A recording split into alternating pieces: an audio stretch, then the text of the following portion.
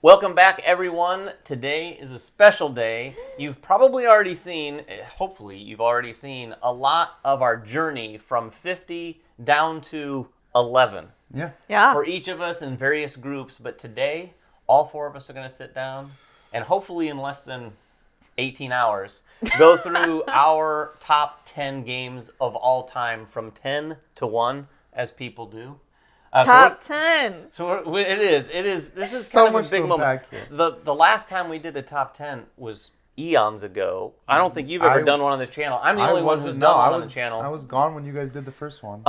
I do want to, we've said this in some of the other videos, but I do think it's important to point out again, since this is our top 10, how we all kind of thought about this a little bit. Sure. I mean, there's a lot of new games in mine, because this is the first time I'd ever done a top 50. So when you're looking at that, I'm like, considering all these games I'm playing, trying to wipe off the, like, oh, the new shiny penny aspect of some of them. But some of them are so good that I've really, wanted to add them into the mix.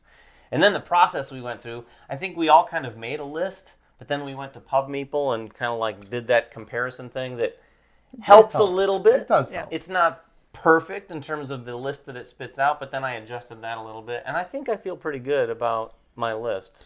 Yeah, I will never feel good about my list. Yeah.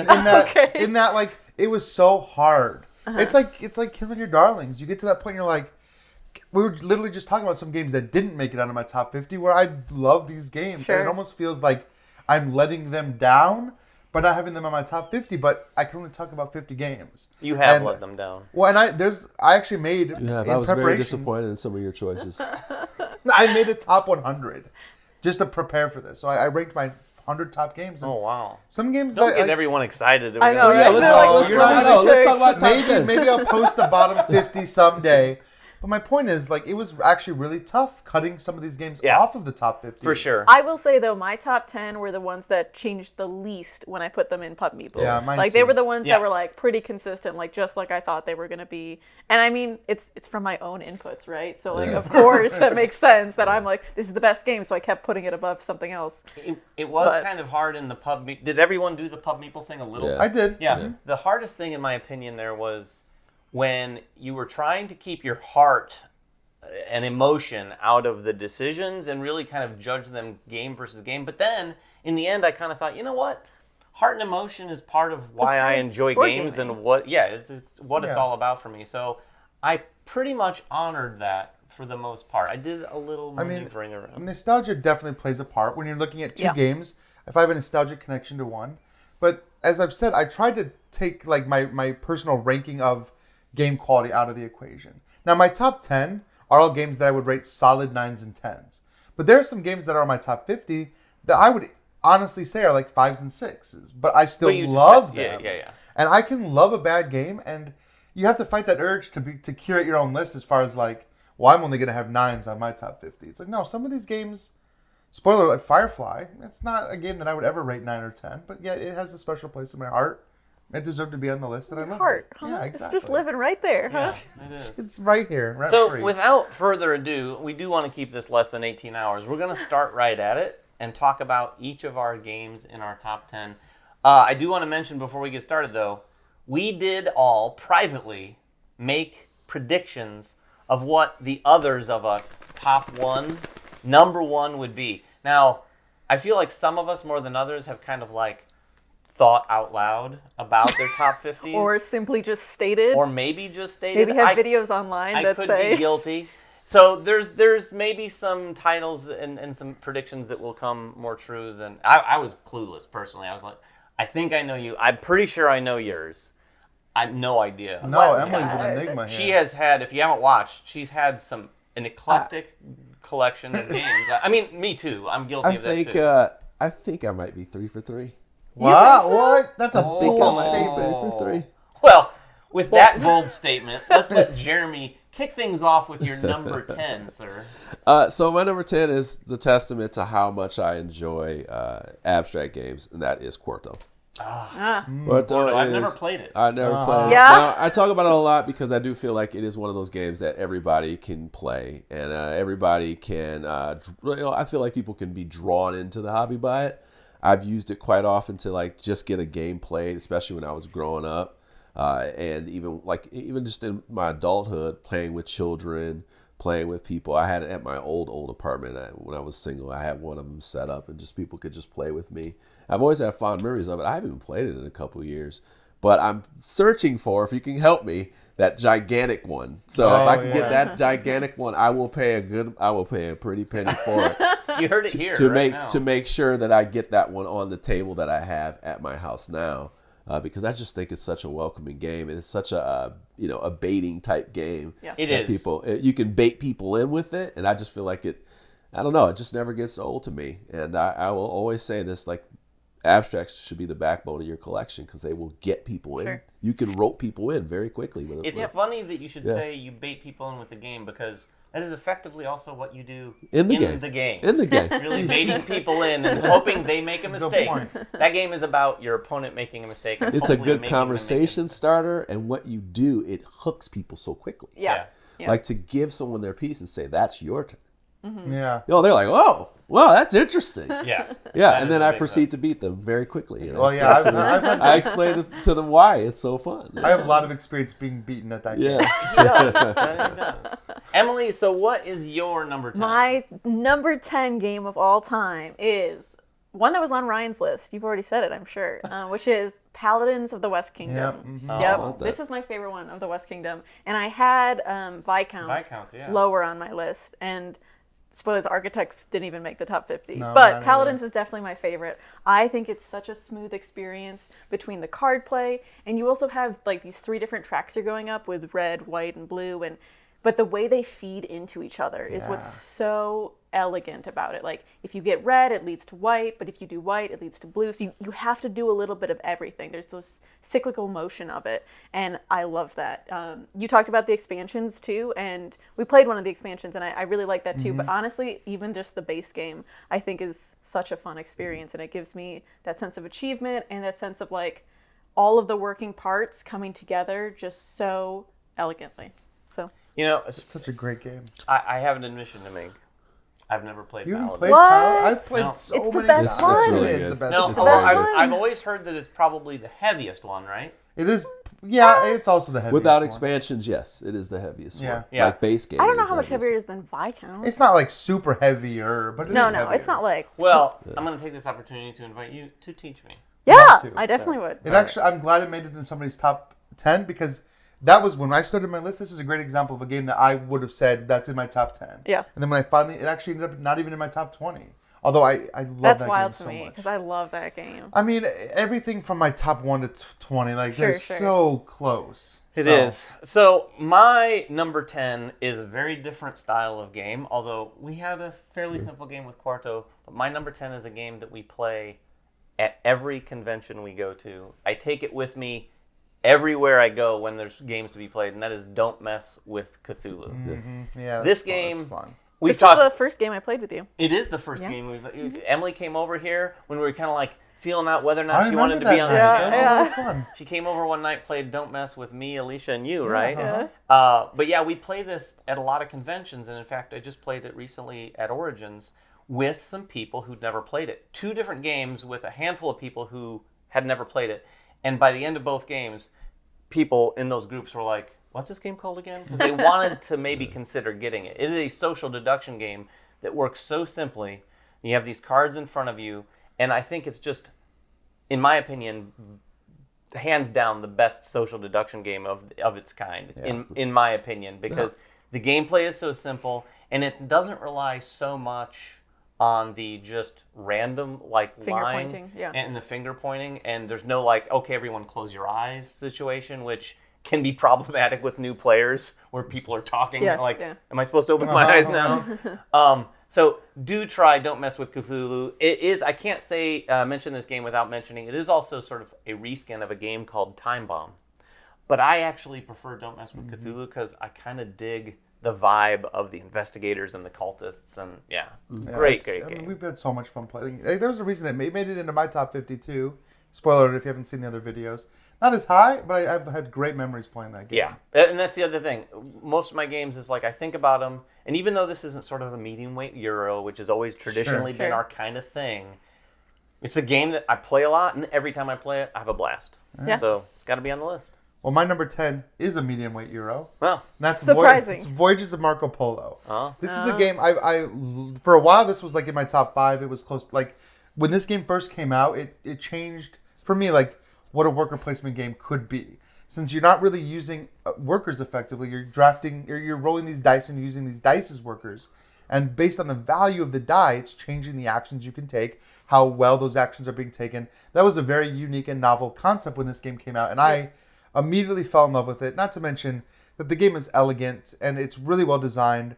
And one of the best things about it is variable player powers. Boom. But not only that, there was a second Marco Polo game that came out, and it's good, but I still love the first one because each one of those powers lets you feel like you are literally breaking the game. Like, you're reading these powers and you're like, I can do what? It lets me do this. Like, every one of those characters is so good.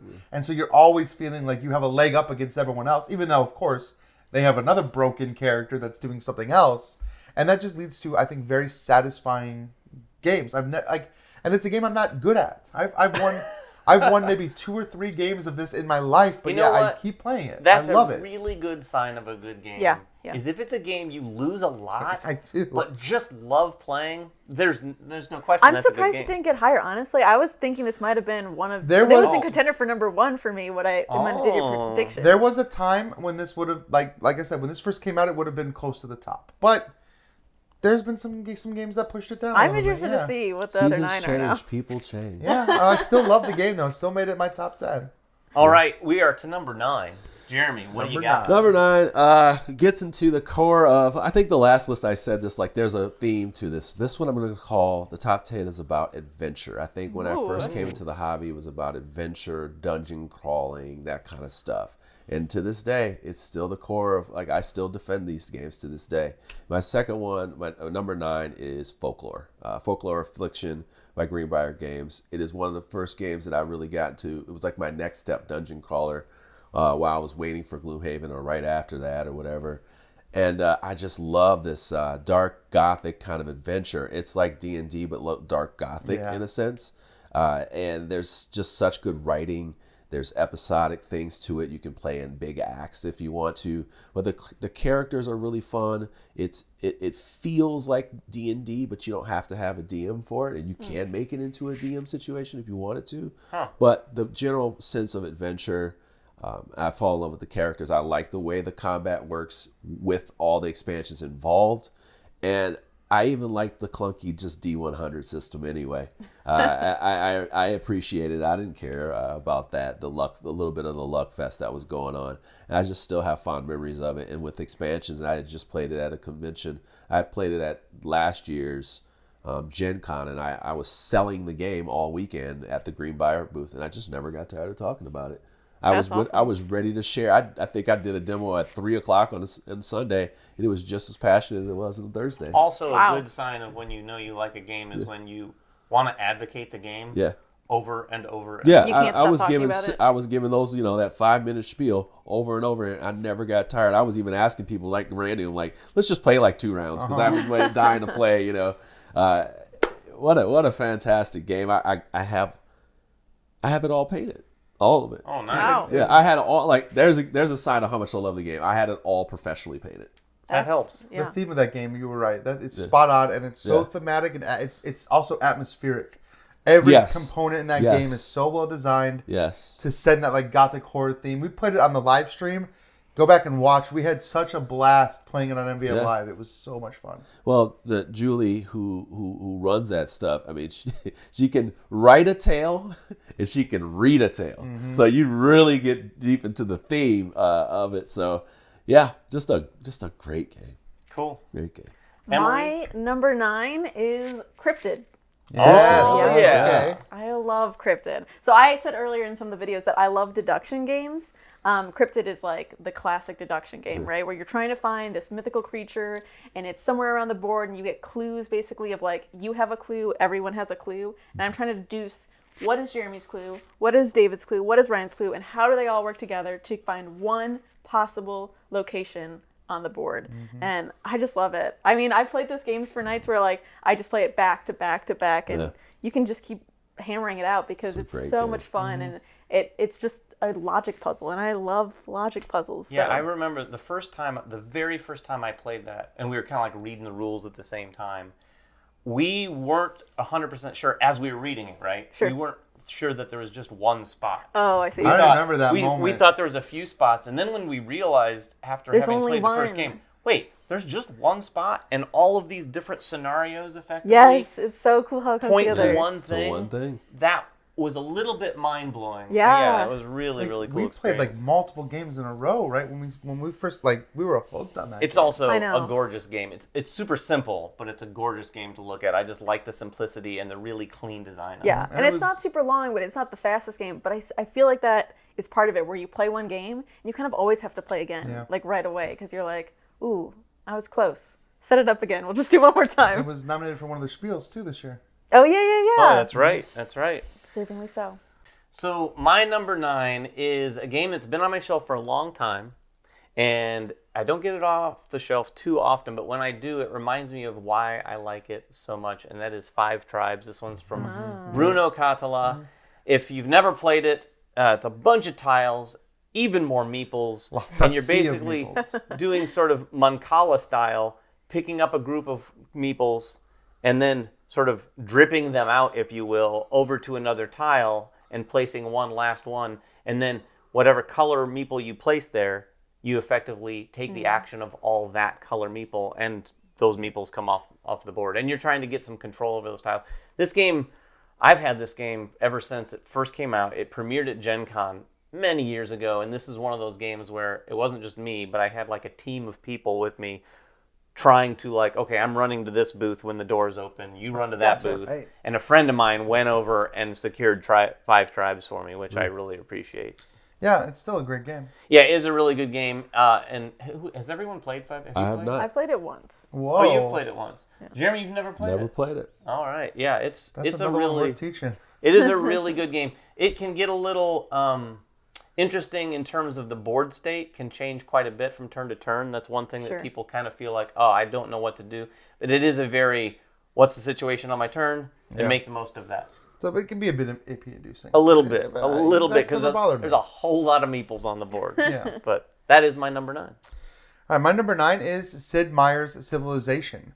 This was one of the first civilization building board games I'd ever played, and I think it's still the best one. So many out there now that like try to do what Sid Meier's Civilization did, but the fact that this game has that sense of exploration, of exploring new tiles, there's that combat, there's the tech trees that you're going up, there's all the different methods of winning the game through cultural victory. Like, it's such a good adaptation of the video game. Of course, I'm talking about, for those who don't know, the original Sid Meier's Civilization, not the new, like they just came out with a new version New of the Dawn game or whatever. Yeah, and it's very different. So I see. if you're a fan of Civilization games, do yourself a favor, try to find it. I think it recently came back into print, so you Mm-hmm. Yeah, I can think get so. that old Sid Meier's Civilization. I don't think you'll be disappointed by it, and definitely grab the expansion, which takes the combat and turns it into more of a deterministic Okay, I situation like that you that. have like more control over, and it just feels it's so good. It's such a great game. Wow. Well, we are to number 8. We're a little ways into the video. Jeremy, what you got at number 8? So this is probably, I went back and forth with my 7 and 8. This is tough, but I always say this is the most thematic Euro I've ever played. Like it is, Oh. it is that theme. You've and piqued our interest. I and know. I'm think I like, know. I'm all in on it. It is Anachrony. Oh. Anachrony. is Wow. it's set up this world. It's set up this situation, and that situation is going to happen. And within that, the different modules present these different, like, kind of situations, but the game is still going to end the same way. The Fractions in Time expansion just took this game. It almost went higher on my list because I was just like, with this Fraction of Time expansion, where you can kind of move in and out and blink to different spots, and all the things you're adding just makes this game even better. I mean, I love the fact that, like, hey, you can borrow from time and come back, and you got to pay this back. There's a price for going through time, and at some point, the board is going to be destroyed. Like, it's going to die. You know, like, things are going to get destroyed, and hey, by the end, you got to pay back and close the loop before it's over. And I just was like, I absolutely love this game. It is a beast. The more stuff you add to it, the more complicated it gets, so that it's not a medium weight Euro anymore. But the solo mode is fantastic. They kept working on it. It works with several of the modules. It's one of the ways I fell in love with David Turczi's designs. And I feel like this is the best that he has touched.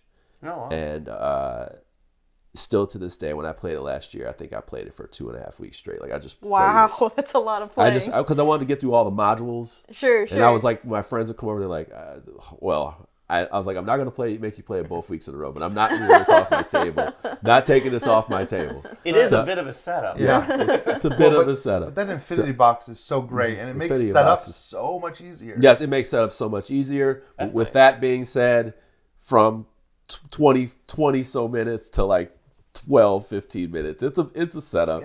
But I feel like it's one of those games that's worth all your effort. This is one that I still haven't played yet, but I really All right, think I'm we're gonna gonna- like. we're gonna Like do it. based I on what do people have think said. that we've said that a million times during all of these videos. Like, oh, you haven't played it? We're playing it We tonight. need to. We Well, need this to is one play that I it. think I would like You would- specifically you would too. love based it. on I think, what you well, the thing is when we talk about these top 10s, it's like you're getting to know that person. Yeah, And yeah, like yeah. we've said, like we didn't really ever get down to this Yeah. on Yeah. camera.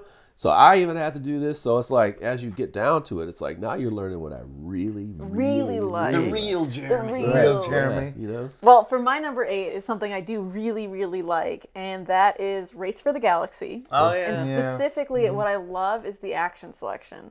I love the mechanic they used where you have different phases, and you're going to choose one of the phases, and everyone's going to choose one. And if we overlap, those are the only phases we're going to do this round. So you're trying to kind of off cycle what other people are doing and kind of trying a little bit to deduce on like, what do I think Ryan's going to do right now? Like, oh, he's done all this, so he's probably going to produce right now. What do I think Jeremy's going to do? Oh, he has no cards, so he's probably going to explore. And try to take advantage of what you know they're going to do so that I can do something different and still get the bonuses I need to make a faster engine. Yeah. I love Tableau builders. Race for the Galaxy is great, and every time I play it, I just want to play it again. I haven't played actually any of the expansions for it. I know, it's wild. I many. just have the base box, but I just play it all the time. And I love that mechanic that they use for action selection that I just always want to play it again. I wonder if the expansions will move it up on your list. Yeah, I don't know. I just recently played Terraforming Mars Ares Expedition, so it didn't make my list because it was Similar too vibes, recent though. for me to like Similar kind of put action it on. selection But, system. Yeah. but yeah, I love the action Do you know selection. how happy it makes me that there's a space game in your top 10? You're gonna get a little bit happier, and I know Oh. that's saying something too because Ryan knows like I don't love the space theme, so the fact that I still love Race for the Galaxy Yeah. is just how much I love the mechanic. Also, a good sign of liking a game. For Yeah, sure. yeah. All right, my number 8 is a 2-player game. We've had lots of 2-player games on our lists. This one is Seven Wonders Duel. This has probably been on someone's list. I haven't Yeah, poured through it was all on of those mine. myself. This is one of, if not the best for a lot of people, 2-player games. Yeah. And I want to point out the base game itself, great game. It would be on my list as it is.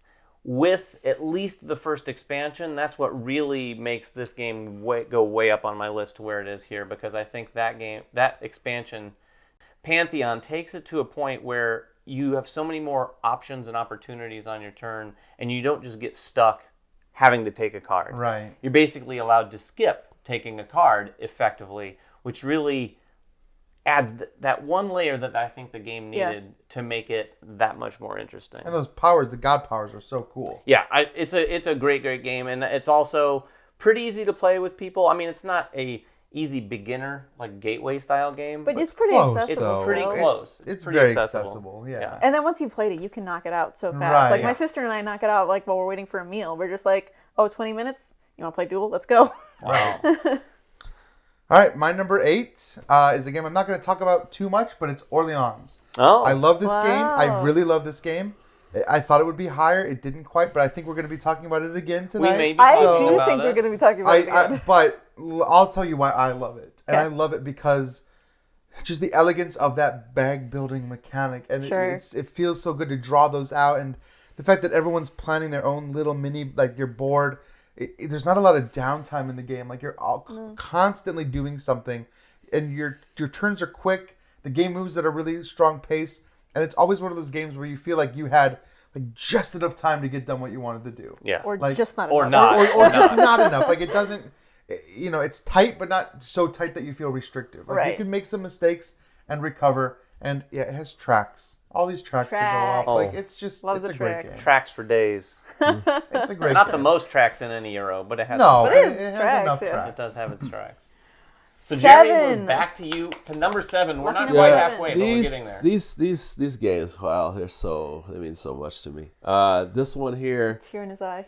This one here is why I was like back and forth with this is the most thematic Euro, but like I don't know how to explain how great Spirit Island is. Like Spirit Island is it's so up there and best co-op. Sometimes I even slip them and say it is the best co-op because I don't know what it is. It's about the resistance of, like you're resisting people who are trying to colonize this thing, and you are these different. I just love the fact that you're these spirits that are influencing the land, and that you're resisting and putting fear into these people, and you get stronger, and they're spreading their blight, and they're evil, that kind of sense, right? And they're taking over, but you have these little Donnie, they're fighting back, they're not that good, but if you empower them, and then you're getting stronger as these different spirits, and there's so many different ways they do it. I thought that you could run out of ideas, but it's like Aeon's End to me, except of course, like the bosses, they come up with different bosses. Well, you become different spirits. And with that comes this wonderful puzzle of how you're going to power up, how you move around,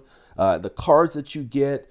And it just feels so good when you get these cards and you're like, ooh, I am about to lay it down. Here it goes. Big turn incoming. I'm about to smack these dudes down. And everyone at the table loves that you're about to do Right, that. Yeah. and that's what I'm saying. It's like everybody's about to get this off, and it's the same thing with Aeon's End. It's like when everything syncs up, it is such a wonderful feeling. Yeah. And like everybody gets at least 2 or 3 of those big turns in that game.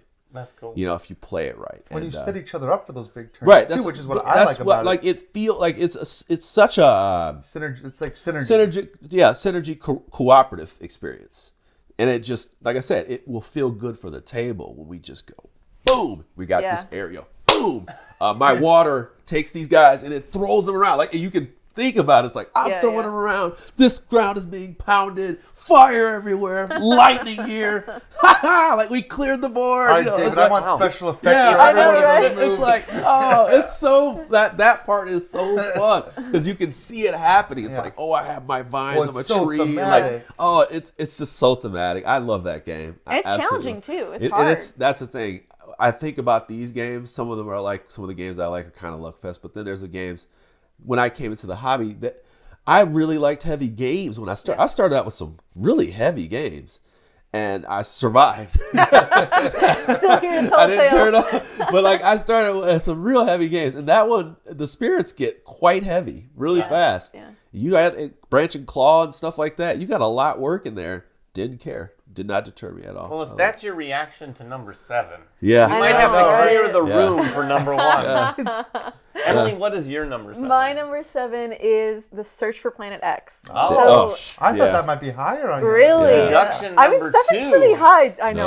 Yeah. I really do love deduction games. Like, at heart, I love logic puzzles. Yeah. Like, that's what made me go into computer science. That's what, like, I do in my free time. Like, I love logic puzzles. So these deduction games are just so much fun for me. And I think the reason Search for Planet X made it higher than Cryptid was because you can play it at different difficulties all at once. So like Jeremy can be like, I don't like deduction games, but I'll play with you, Emily. I'll do it on beginner. And Ryan and I can be like, we're going to do it on genius. And David's going to be like, well, I'll play it on normal. And we can still all play together and have the same game. And like I played a game like that with some new folks where we all ended on the same turn, right? Someone finds Planet X, but we were all able to find Planet X. And it was so pretty cool cool. to like culminate at the same moment. Everyone leaves the table feeling like, I did it. Even though like your I did it matches your like ability with these deduction games, right? And so that's what really means something for me, that I don't have to be like, oh, look how good I am at Cryptid. And everyone else is like, how did she get it? Like, what? Although I still don't even know what's gives everyone happening. a Although chance, that feeling is really nice in a deduction game when you're like, yeah, I did this and you didn't. Haha. Yeah, but I don't want to turn people off from it because, again, I love these That's games. true. So I'm like, I want you to come back to the table and keep coming to it and feeling like you're accomplished too.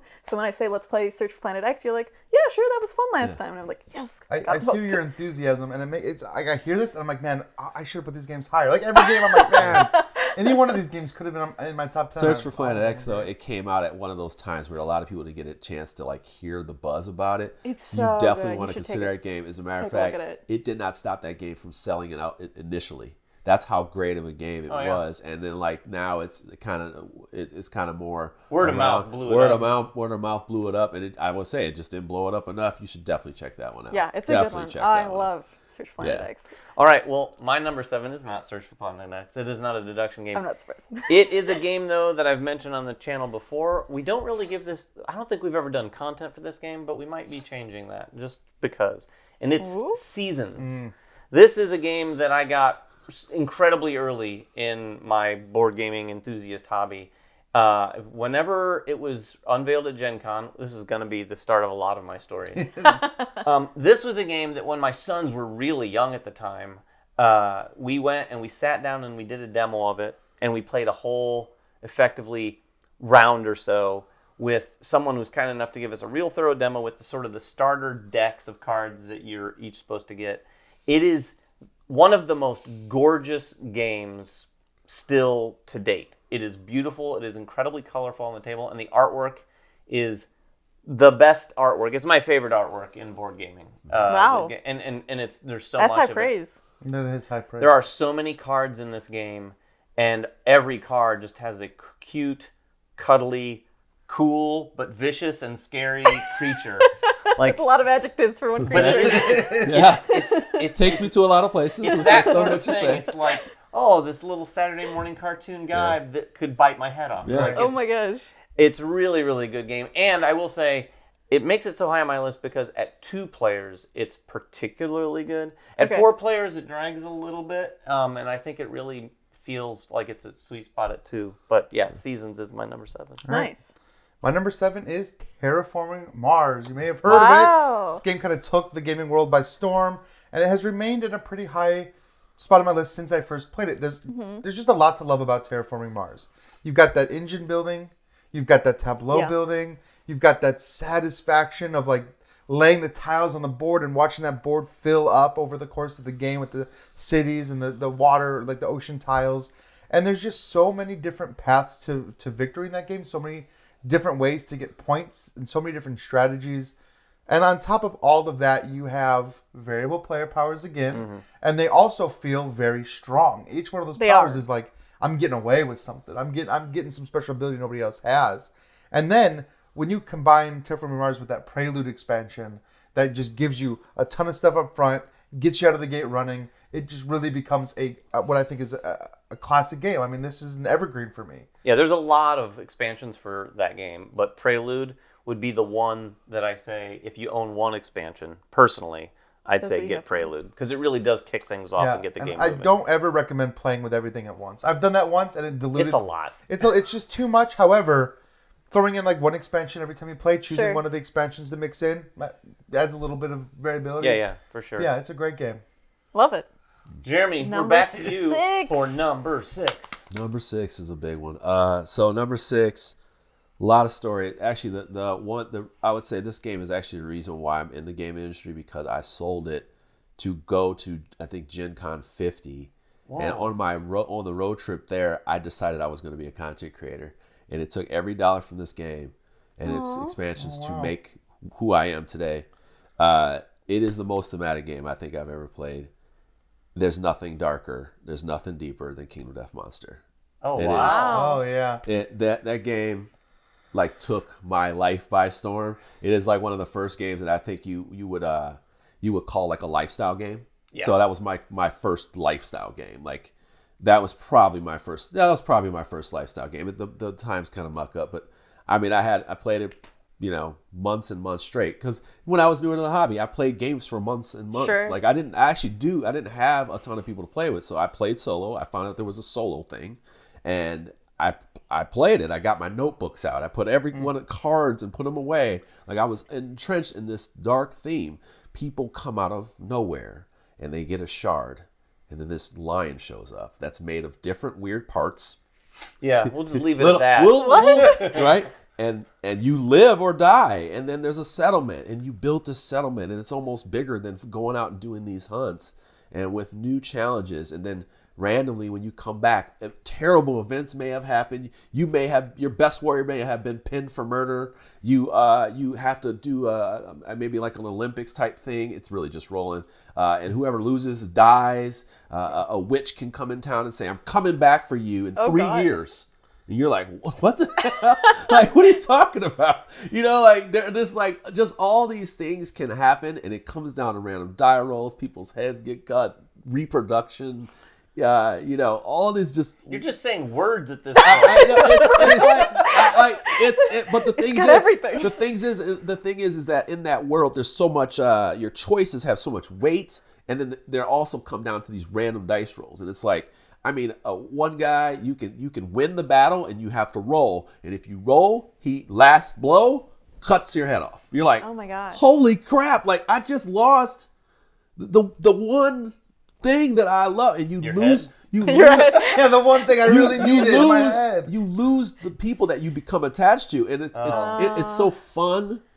It's still fun to see in Facebook groups. Where people will be like, people will talk about Kingdom Death Monster, and then in the comments they will tell their little, like somewhat of a little story, like or like how angry the game made them because they were like, well, it's just a luck fest. Somebody, ripped off this and da da da. And they're like, I laugh at it because it's so dark. It's absolutely so dark, and you can't get attached to anybody. But if you do, that's where the game just gets you. It could get you, yeah. I kind of figured that would be someone on your list, but I wasn't sure I was expecting it in the top 10. Yeah, it's a big one for me. It is literally the reason why I'm here. Wow. Cool. Yeah. That's hard to follow. Well, all right, guys.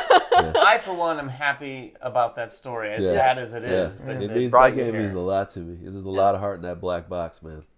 All right, Emily. My number 6 also means a lot to me. It doesn't have any Death story to Monsters? it. No, it's just not. But it is one that I don't think you guys have ever heard me talk about. And I doubt I've ever mentioned on the channel. But it is.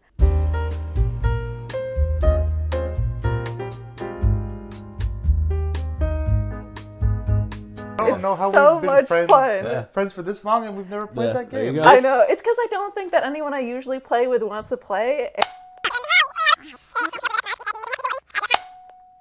But it is Nerds. What's Nerds. I love their I'm just gonna say this right now. This is the you moment spell where it? everyone watching this is going, huh? Yeah. NERTZ, Nerds. Okay. It's a card game, and you talk about multiplayer solitaire. This is literally multiple people playing Oh, it's solitaire. literally that. Oh. Yeah, together. But it's you have like, so you're all playing a solitaire board, and then you have like the decks in the middle. So you're going ace up in the middle, and you're trying to get cards from your solitaire out into the middle to get points. You're trying to go through your Nerds deck, which is like 13 cards. And then as soon as you get rid of your Nerds deck, you say Nerds, and you stop, and it's a real-time card game. It's so much fun. real-time? Well, I mean, like, you're So it's solitaire, but the ace piles are changing because other players are playing yes, them on because this you way? can put as many ace piles as you want, right? So, well, I mean, there's limits to the number of players because, and everybody has their own deck of cards. So you play with all different decks, and they have to have like different deck backings, so that way later on you can sort them for points. So they're just That actually sounds normal very decks fun. of cards. Right? Yeah, they're I just never, I love did- that. It That sounds last fun. bit sounds cool. The Yeah, whole that fact that sounds you have cool. different backing. Oh. So I Wow. own a ton of decks of cards because I always Right. love playing Nerds, and Right. like for a while I was like, I would always ask for like on holidays, like, give me a deck of cards that's with a different backing, because I love playing Nerds. And they sell it where you can get like a case of like 12 different decks that are like all different colors, so it seems a lot easier to sort. That makes sense. But we used to play it a lot in college, where I had some decks that were like guitar pick shaped, which is very hard to work with. And so we would always, after every round, we would pass our deck. So you'd always be playing with a new deck each round, so that it was like more fair. Wow. But I love Nerds. I don't it's know how so we've been much friends, fun. friends for this long and we've never played that there you game. go. I know. It's because I don't think that anyone I usually play with wants to play, but I love Nerds. I'm always it's so down for much card. fun. I'm down for card games. I love this moment. This is maybe a very rare moment in a board game top 10. I really want to play that game. Yeah. Yes, let's play it. It's so much fun. Speaking of card games, Uh-oh. this is we're on 6, right? Six. Number 6 is also a card game for me. This is a game that Has not been in my top 10. It's not even been on my list for a long time, but I played it, I don't know, 3 years ago now I was introduced to it. It is Tichu, by the way. Yeah. Tichu, and I have to give a shout out to Dan DiLorenzo from R&R Games, because at one con, I was making casual conversation with him, and he just kind of randomly said, hey, you want to play Tichu? I'm like, huh? And he basically has a deck of Tichu cards with him at all times. Oh my god. And I'm being Well, I've literal. learned this is like standard practice for Tichu lovers. Like they will carry it around. Exactly. And like that level of advocacy for a game, I Yeah. found, like, I knew nothing about the game, but that fact that he had it, I'm like, this must be like something special. Now, he didn't teach me the game that day. I said I didn't know the game, and then, of course, any advocates go like, wait, you've never heard of Tichu? Let me tell you about Tichu, which is what I'm doing to you right now. This is a trick-taking game, ladder game / trick-taking game, where it kind of revolves around poker-esque hands of cards, straights, full houses, pairs. Some of it's a little weird, though. There's like sequential pairs and stuff like that. You play that, the next person has to play the same type of hand, but better. Right. So you have to play a better full house if I lead with a full house. If the next guy doesn't have a full house, they have to pass. But then you can pass and you can come back in. Mm-hmm. And then, and I promise, guys, I'm not going to explain the game. There are it's a special deck. It's just not a normal deck of cards, but there are 4 cards in the deck there's a dragon, there's a phoenix, there's the dogs, there's the mahjong. This is not made up. It's real, I swear. Tichu is one of those games when you're describing it, people are like, you're making this up as you go. It is the quintessential what he just said, because I tried to teach this to my parents, just verbally, which I advise strongly against. Right. And they are hardcore long-term bridge players. They've played bridge all their lives, which is also a kind of a complicated teach. And they literally looked at me like, this doesn't make any sense. I could have been speaking a foreign April language Fools. to them. It feels like that. Oh, the dragon is wild and it wins any trick, but then you don't get to keep it. You have to give it to someone else. And you're like, what is happening here? It's just shy of saying, unless you're playing on a Tuesday. In that case, this happens. It's not that, but it is such a good game. I can't recommend Tichu enough, and it has become a game that we play a ton now. And we've taught all of our extended family, Alicia and I. And Alicia plays it even more than I do. She plays it on the app on the daily. Nice. So yeah, Tichu is my number 6. All right, my number 6 is one of the newest games on my list. This is Ark Nova.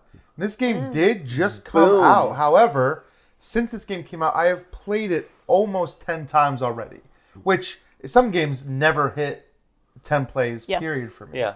I will play this game at the drop of a hat. You say, want to play Ark Nova? I will play it. I'll play it right now. I would. After this, I would set it up and play it. I've taught it to so many new people. Right away. Basically, anyone that knows is like, hey, can you come to the game store and play Ark Nova with us? Yes, I can. I'll be right there. It has almost replaced Terraforming Mars for me. And everything I just said about Terraforming Mars is also true about Ark Nova, with that great sense of building that tableau, with that great sense of engine building and triggering and all those different icons. But what's really cool about Ark Nova is that the board that you're playing on is your own board. Yeah, that is the key. And the way you're covering it with these enclosures and you're almost solving a puzzle while you're also doing all this other stuff is very neat. And plus the action selection is different. Right, I was going to say that the action selection of the card, and then being able to upgrade those cards and get stronger, better actions later makes your game different every time. And then you have that rest system where you're not ever guaranteed income after a certain number of turns. Sure. Enough people have to have taken the rest action enough times before you actually get to do your income phase. It just keeps you engaged with the game the whole time, and I think I'm not tired of it, and I don't know that I will ever be tired of it. Plus, it's a better theme, right? I mean, not outer space. I love the space theme of Terraforming Mars, but I do.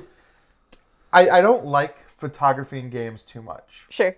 But Ark Nova, the photography is phenomenal. Did it really I 100% agree. It's the way to go. The animal pictures, they got these just great images for all the animals. Yeah. I love it. I would generally agree. I don't like real photographs in my games, but there have been that game and a couple others recently where I'm like, it makes sense. That's what you do. Yeah, I know it feels a little soon for it to have jumped up to my top 10, but it belongs there. No, it does. It's going to be there for a long time. It's climbed the BGG I think it might be on charts. some other lists too. Yeah, maybe, perhaps. So this one here, really one of the games that I played when I came into the hobby, and I had to choose between this game and Castaways.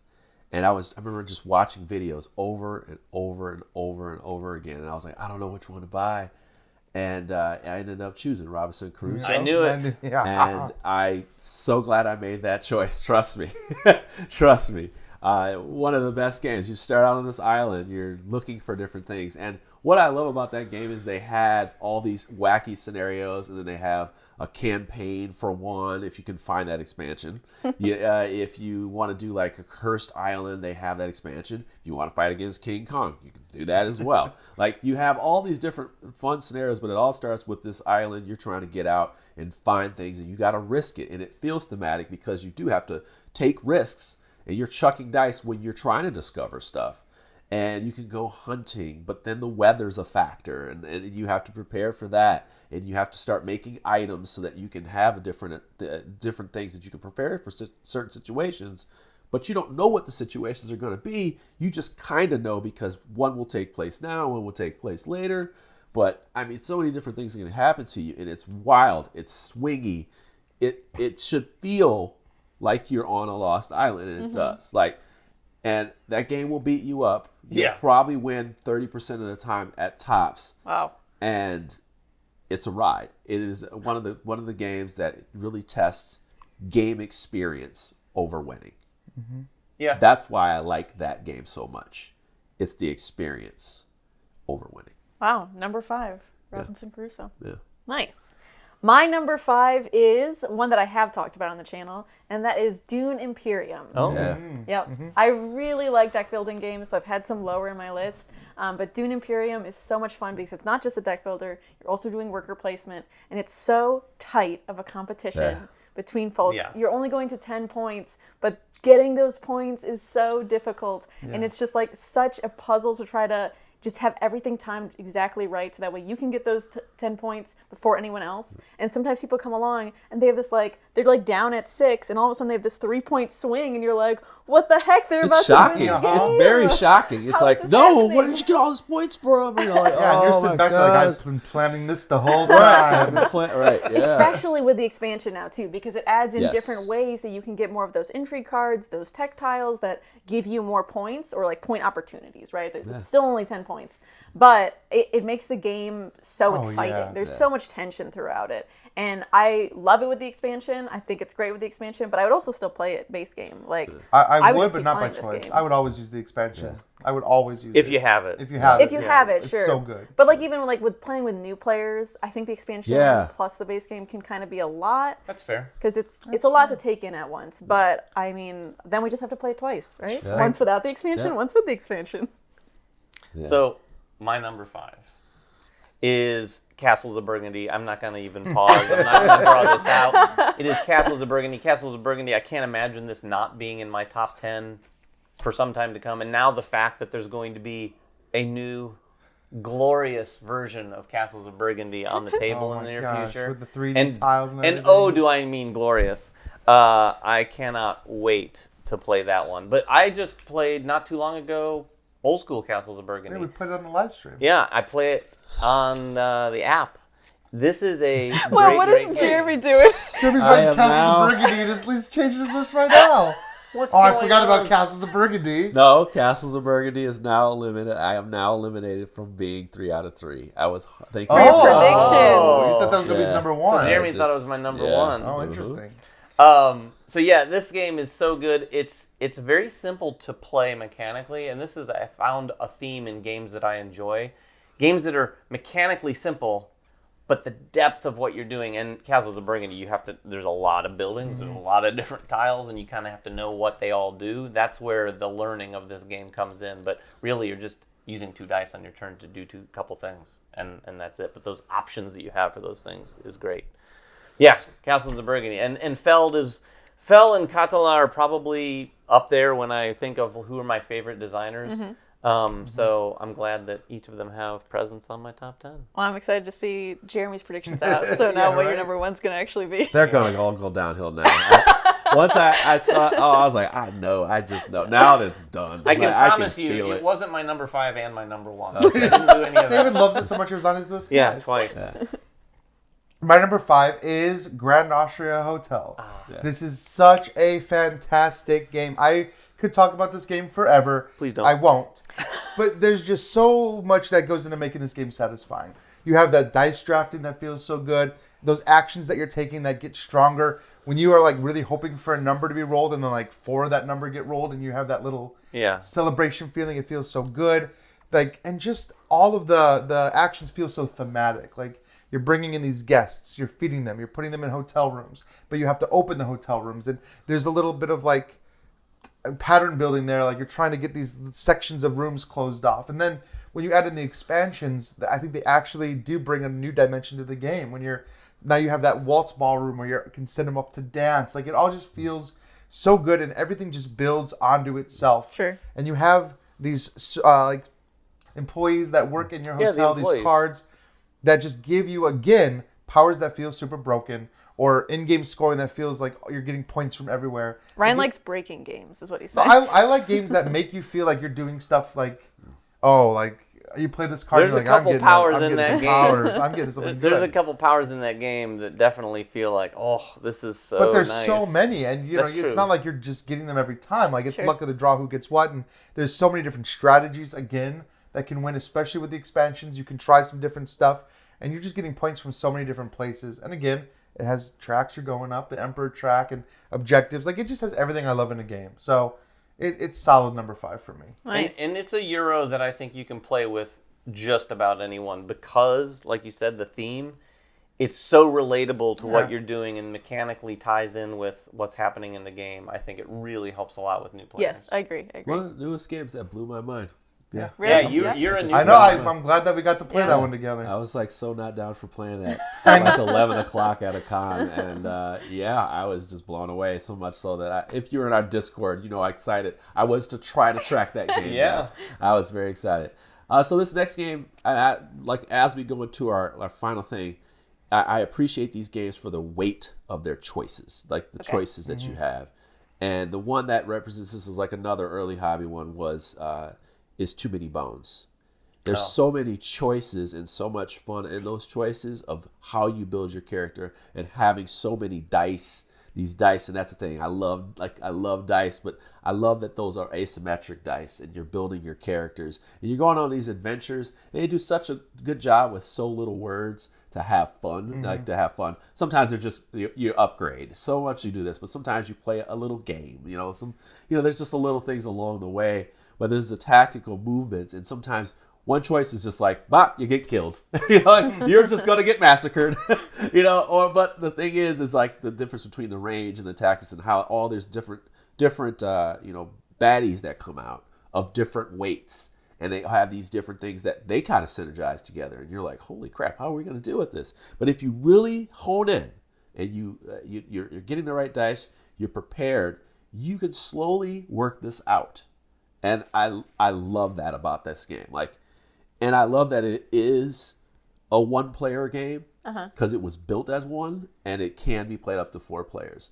I love that, and because it feels good to me at all player counts. Yeah. It just, it's great. I was surprised this isn't higher. This Yeah. was one of the ones where I was like, for predictions, I was like, it's either this or one other. Yeah. And I was like, I don't know. He loves Too Many Bones. Too Many he loves Bones.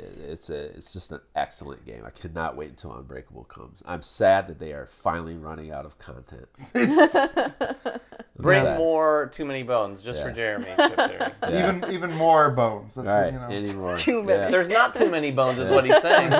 There's never too There's many never bones. enough Never enough bones. I mean, like, Sequel. and to that effect, like, it was the first game where, like, I was just like, wow, that's really cool. Is bad rolls can be used, Yeah. put and tucked away, and some people actually get really awesome moves off of that. Some was people honestly, bank on that. That aspect, Yeah. I've only played it a couple times. Yeah. And early on, whenever we played that originally, it was Yeah. actually before it even came out. Yeah. I remember recognizing that as one of the first times I was like, well, that is awesome. You're Yeah. not just rolling dice and going, oh, Yeah. I lost. You get to use some of those failures and build things up over It's time. like, this it's a lot is of fun. amazing. So yeah, Hoplomachus was earlier on my list. I love Cloudspire, just not in the top 50 range. Chip Theory Games has just made some heavy hitters that have worked for me. And the new Burn Cycle, you saw my review of it. It's my favorite publisher for that reason. They've just been so consistent throughout the years. Good people too.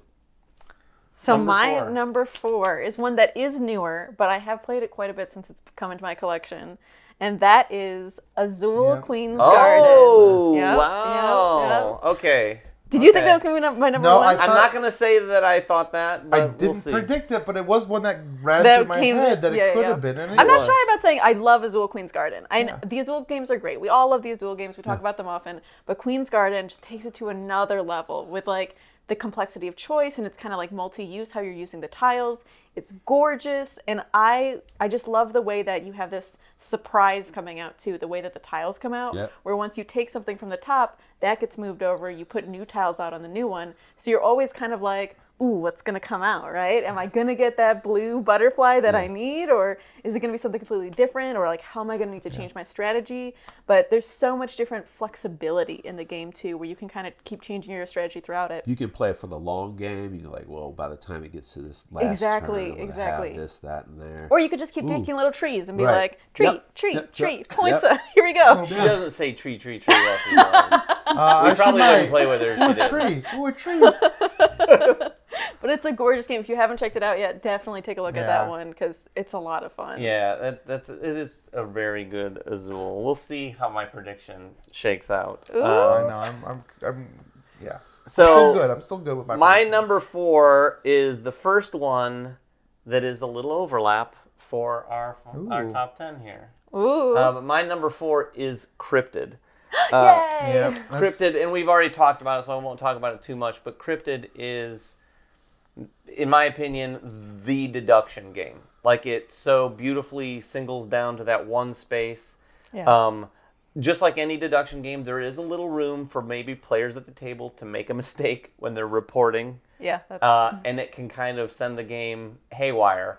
But Cryptid plays so fast, in my Yeah. opinion, that it's not like, oh, this game's awful because someone's, right. you didn't give me it's the right not 3 hours information. wasted. And the best thing, and you won't hear me say this a lot, I'm not a big gloater, but man, in this game, when you figure it out before everyone else, but better yet, when you figure it out and then you say to the people, Yeah. this is your clue? Yeah. This is your Yeah, clue? yeah, This yeah. is your that's- clue? that- Good that's night. That's a great Took a bow. This is a great. It's a great feeling. And Yeah. particularly, again, and this is quite petty of me, when at least one or two people at the table are like, I don't even know what's What is going going on yet. Yeah. Like, and they're kind of like not frustrated, but almost like in awe of You're like, like, how how did did you, you how did figure you all do that this? out?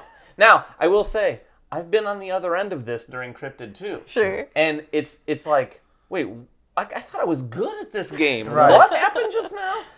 Yeah, I don't know. Have we played? I it don't think we've together? played together. We We really should. should. I don't know if I want to with you. Something I want to say, though, I think that we don't want to miss when we say deduction games. Like I think you said it perfectly with the logic deduction. I love that it has no social deduction. No, it's not element social whatsoever. I deduction. love that.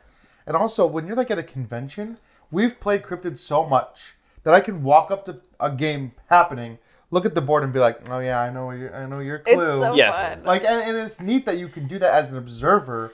Still watch the game and be like, "I'm figuring it out," even though Yeah, like I can't yeah. win. Well, that's another I can good. still figure it out. That's a great point. It's unique, or at least it was at the time, in that all of the information you need is right there on the table. Yes. No, you don't have a pad. Right, You're you not don't have to keeping keep track track of of anything. anything.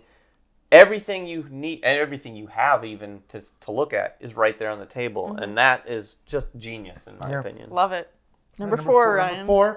Number four for me is Great Western Trail. This okay. is again another classic, what I would consider classic Euro game that is doing so much with so many meaningful decisions. It's not really a worker placement game, but you still have that feeling of moving your Yeah. worker along the trail, True. stopping at these different worker placement spots effectively.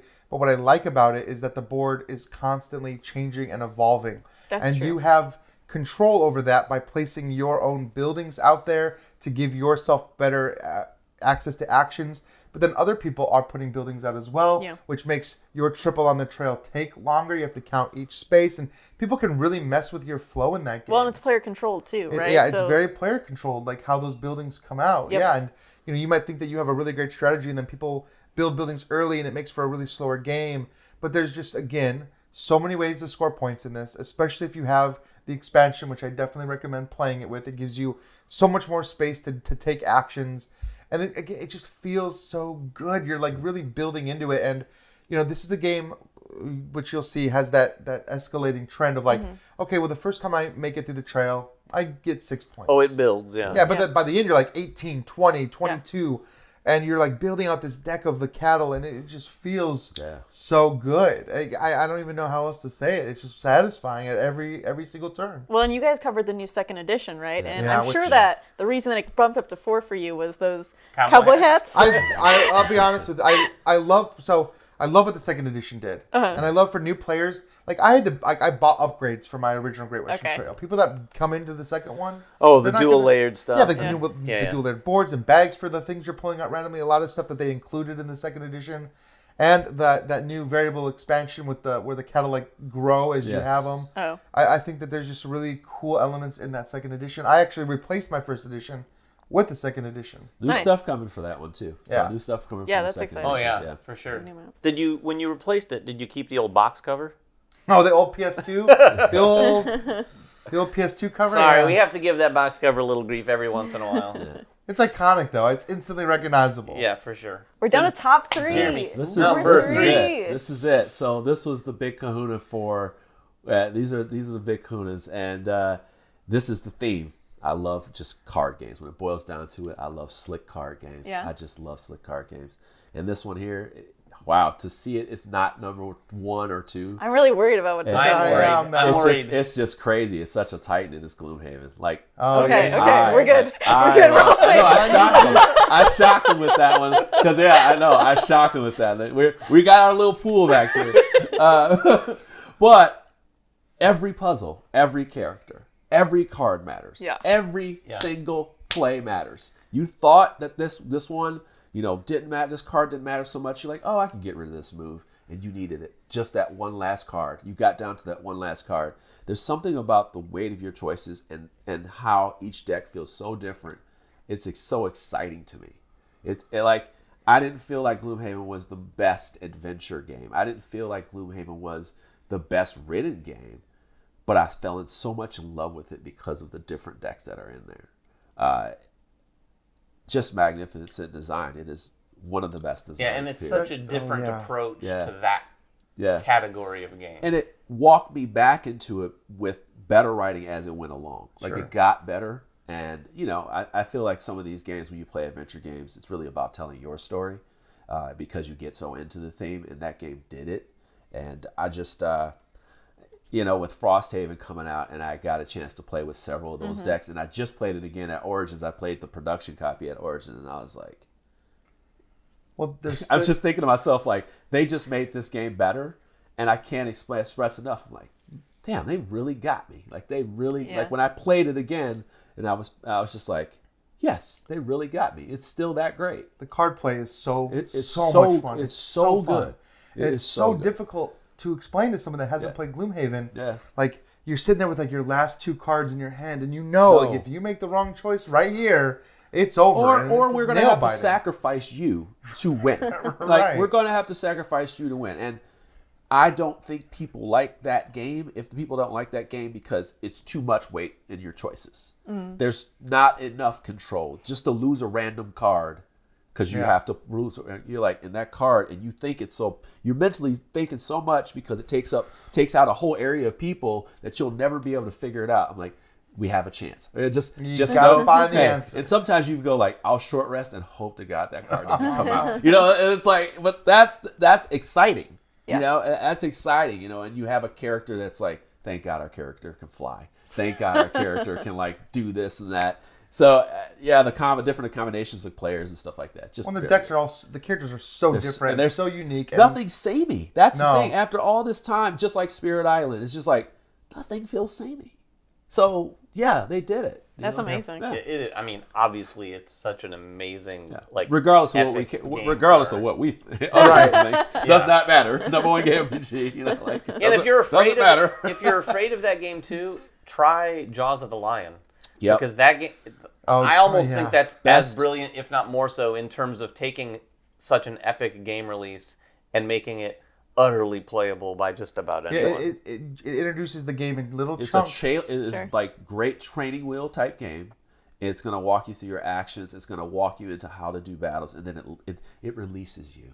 Into Yeah, the wild. it's a tutorial. It's Yeah. the tutorial aspect of how that game gradually. It's like the best video game tutorial you've ever experienced. It literally teaches you.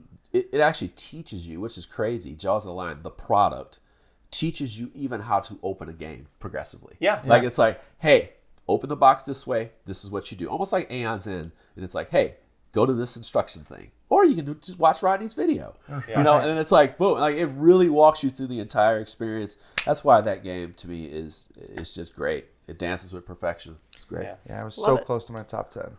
So number 3. Number Emily. 3 is one that has not yet released yet, Uh-oh. but Ryan no. said it first, so I get to say it on mine. Oh. And yeah, it's Weather Machine. Weather Machine was 3. Weather Machine is my number 3. Wow, okay. Yeah, Wow. yeah. Wow. And I have played it multiple times already, and I feel really comfortable putting it at 3 because I know it has staying power for my top 10. I'm sure of it. Like, Wow. I it's so really good. like It's this game. so I good. love this game. Like, the only thing I would pass up this game to play is my either number 1 or number 2. Ooh. And those are the only games I have passed up an opportunity to play this game for. But I'm feeling more confident about my bet now. yeah. We'll Feeling see. more confident now. I'm feeling a little more I confident. can tell you, I am not confident at all anymore about Emily's. When I played it for the first time, I was like, this is like some of his greatest hits. It is. It's such an interesting theme, too, the way he put the whole story together Yeah. and where you're going to the different action spots. You can see how everything kind of just comes together. You're doing this research, you're testing out these different weather machines, and it's so cool how it, like you said, combined different aspects of different games. Like when we're playing Bot Factory, I was thinking again about how, like, in Weather Machine, the timing there Yeah. of which action you take matters, too. And, like, should I take the better action, but I'm going to take it later, or should I take a lesser version of the action that's less expensive? All this thinking that comes together and culminates in just this amazing experience. My brain is melting just hearing you Oh, talk. It is, Weather yeah. The thing It's is, a I lot want to say heavier. this. It's I want to very say this heavy. too. I know what you're thinking. Some of you are like, "Well, the game's not out." I'm like, you know what? Screw it. That game is great. Well, that game is great. I'm not even going to explain ourselves. Like you can tell, we ain't explaining ourselves. That game is great. I'm not kidding you. It will likely be in my top 50, no question. It is that great. I just decided not to put it in there. That game is great. I made an exception for it because, and also the version we played was like the final. I know, product like copy. Eagle Griffin Yes. Games So- sends us prototypes, and they are very much like, if not done, close to done. Right. They're balanced. I play in Lacerda's the Discord, and they are like, by the time they get a prototype to you, that's pretty much what the game is. Mm-hmm. You know, and it's like, that's how you know what's coming. Yeah. You know, we know what Bot Factory is like. I knew what On Mars with the expansion was like, and it made me even love it even more. It bumped it up my list. Yeah. So, I just wanted to vouch for it a little bit. I'm like, Thank you don't you. need to Thank explain you. yourselves. Thank That game you. is going to be Yeah, great. it's the Wild West up in Yeah, here. I know, it is a Wild West in here. But this is it. This is our, these are our No, ones. Top I 3. respect that decision a Yeah. lot. Thank Yeah. you. Yeah. So for my number 3, I'm going to shift gears back down to Abstract Land. Yeah. And I'm going to join with a little more overlap with Jeremy and go with Corto. Yeah. Yeah, That okay. is my Yeah, number 3. Yeah, that sounds Um, about right. This game has been a game that I will oftentimes, for years at a time, have sitting out on the dining room table for anyone to just play with me. Just like you said earlier. It's like that game like, Little fishing line. someone looks at it and goes, what's that? Is that just a piece of art or what? I see my uncle looking at it. Well, the fact that it looks like a piece of art too really helps. Yeah, It's actually, that's why it is. It's like, what is that? Come on in, come on in. It's such a great game, and every time I explain it to someone or teach someone new, I ask them, have you played? They say no. I go, okay. I start the description, and I say, you're probably this is going to sound awful, but I said, it's kind of like tic-tac-toe on steroids. Yeah. And they're like, ugh. And then I go, wait. And then once you play it, you're like, oh. And usually, like, I won't say that I'm good at the game. But you're pretty good at the game. You're But I'm not bad. I mean, you're pretty. You're pretty good. I have literally never beaten you at this game ever. It is. I'm certainly not the best, but I will say I feel my most confident in gaming when I'm playing Porto, and part of that confidence is part of the approach to playing the game. Like I play fast, like, Sure. and in the I was game, going to say, do you do 5, 4, 3, 2, 1 when you get it? You do the speed, like Speedway? I mean, I am playing it like you'd imagine speed chess Right. players. That's what I'm playing saying. Like I was taught that way. When you get the piece, 5, 4, 3, 2. Like you have to. Oh, wow. You have to place. Oh, it. I don't play it like that way. That's scary. Oh, when you have That's to play. scary. No, what I do is I give the piece. So you're giving pieces to the other player on their turn. That's kind of the big hook, like Jeremy said. I do that really quickly.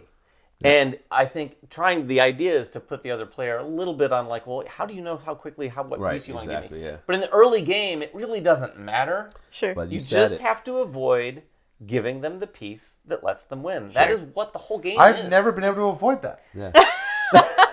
Walk straight into it. I've never. But so I mean, it didn't make it to my list. I also don't have as much experience, but that's a game that I still will play. I've never won it.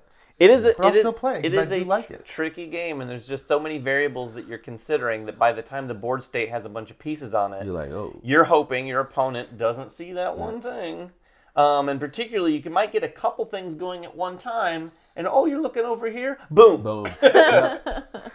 So yeah, Quarto is my number 3. Next time you see me, ask me if I'll play it, and I will. All right. My number 3 is Russian Railroads. Oh, Okay. This is another game that has all of the things that I love about games. It's got that great worker placement feeling, and you've got a ton of workers, so you got a ton of actions you could take. It has that like slant again, where like you're scoring 10 points in the first round, 20 points in the second round, and 150 points on the last round. or more. And your scores are in like the 400s because of that ramping up of things. And as you're building out the track, you're getting new engines, you're building these factories, you're moving, your engineering piece down, and there's just so much like room to combo and synergize. And you pass these special areas that give you these little like circles. I forget what they're called exactly, but they give you bonuses, and you could use one of those to lay track to get another bonus. And next thing you know, you're taking these really, really big, satisfying turns and just scoring a ton of points. Yeah. And they recently released Ultimate Railroads, which is coming out soon, which has all of the different versions of the game. Plus which I more. love. Plus a new one, Asian Railroads, Yeah. which I've already gotten to play 3 times. Oh, have you? Yeah, because I had a friend that imported it. We've played it 3 times because we just keep playing it. I wanted to import it so bad. It's so good. The expensive. Asian It's so Railroads expensive. module is so much fun. I mean, this game just keeps getting better for me. I will say, he mentioned it. It builds. I don't know of another game that builds like any of the Russian Ramps. Railroads. It ramps up insanely. In what's there 4 rounds? How many rounds are there? Well, it's like 6. It depends on the player count. 6 but it's rounds. like Whatever the maybe 6 rounds, it's like 6 or less. The first round, you are scoring like less than 10 points, Yeah. or something ridiculously low like that, and you're scoring hundreds of points in the last round. It's huge. And I don't know if the designers intended for that to be thematically like picking up steam as a railroad, but there's no game that does. But it you like know that. what? There's Like, just so none. it's easy to go back and say, well, when you're scoring 150 points in the last round, but so many games come down to like a 3-point difference. So those 10 points you got in the first round actually did matter. Yeah, that's true. I That's mean, true. it's such a well-designed, brilliant game. Yeah, that is a good game. We're down to number 2 though, Jeremy. Yeah. No, Jeremy looks like he doesn't remember what his number 2 should be. He's mad. He's up thinking about Castles of Burgundy. So still. great card games. Like I said, great card choices. My number 2 is Mage Nova. No, stop it. Which one No, is come it? on, which we're all is wanting it? to know. What? It's Arc Mage. I mean, What's your number 2? Because we're all betting on I this. know. there's so much pressure. We don't want to know. There's so much pressure. have to choose one. This all hinges on this right now. I was waiting for this build up. To be clear, we didn't even put any money on I this. picked But Yahtzee, by the way. I don't know what anyone's talking about. I don't know. Like I don't know. Oh my I gosh. want to say this. I want to take a moment. Like What is I a have tough such. choice? This is such a tough choice for me. I have defended my number 1 game forever. No one could even contest this game for me. I will not listen to you. But along came a game that tested that. Arc Nova. It is that great.